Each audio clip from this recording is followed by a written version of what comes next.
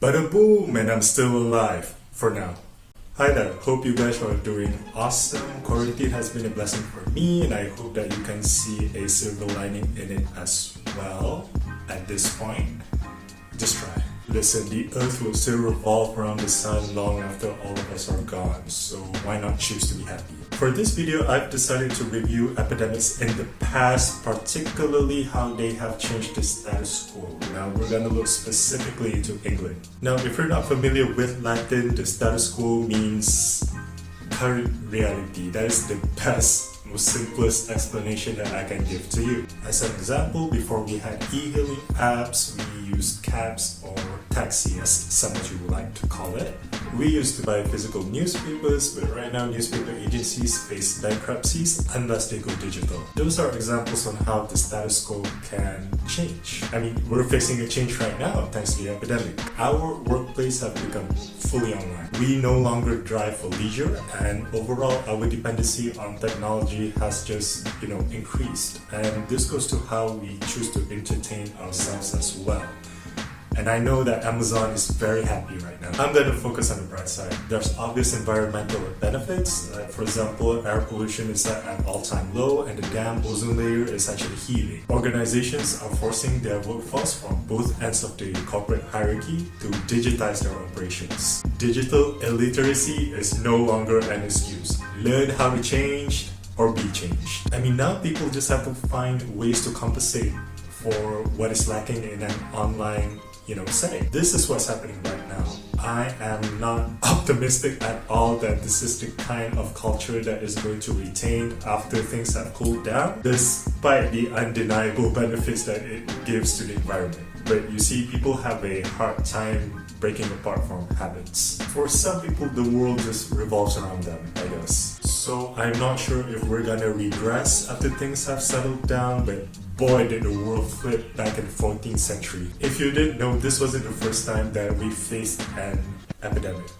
War is constant, disease is constant, there will always be a financial crisis, and all those other apocalyptic level misfortune. Try to point a time in human history when we actually had world peace. There is none. Compared to Corona, the Black Death reduced 30 to 60% of the population.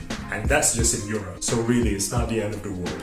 We've been through worse. But in this channel, we focus on the bright side. Due to the great population loss, the surviving peasants in Europe became highly valuable, especially in England. The English-speaking peasants who were living in unsanitary conditions suffered the most, while the French-speaking ruling class of England suffered the least because they had, better living conditions. Clearly, natural selection favors rich people, but here's economics. Now, I'm no economist, but economy is just basically supply and demand.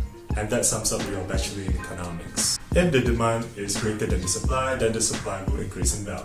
The labor shortage due to Black Death, which was provided by the peasants, made the peasants into a very valuable commodity, and this resulted in greater social mobility for the lower class. Lots of people died, so the remaining peasants were able to claim land, they can claim livestock, other types of resources, and overall the wages were very high. Due to the increasing social and economic prestige, English, which was spoken by the peasants, became more important, and it eventually rivaled French, which was the language spoken by the ruling class in England back in the day.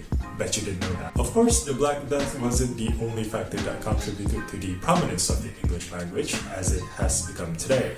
And the change didn't happen overnight. Whether or not the status quo will be changed by the survivors of our current epidemic remains to be seen. It's nice that the environment is benefiting from us staying indoors, but is it worth the cost? Everything just boils down to value minus cost. What's in it for us? If there's one constant in this world, then it's how self-centered humans are. And that's not necessarily a bad thing. It has contributed to our survival to a certain extent.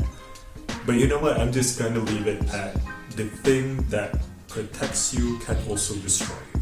So that's all for this video. If you've enjoyed it, remember to leave a like, subscribe, and I appreciate if you can share it. And don't forget to follow me on Instagram. So until next time, stay alive, wash your hands, and all that good stuff. Bye. If people start prioritizing online workplace after this epidemic ends, then I would be pissed because people had to die so that we can come to the realization that it's better. I'm an advocate of online meetings. I think the value far outweighs, the cost. And actually, I would be more pissed if the survivors ended up not learning anything from all this mess.